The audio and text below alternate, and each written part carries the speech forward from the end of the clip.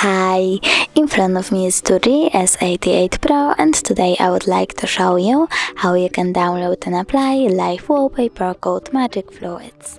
Start by opening Play Store and typing Magic Fluids. Then download this app from this developer.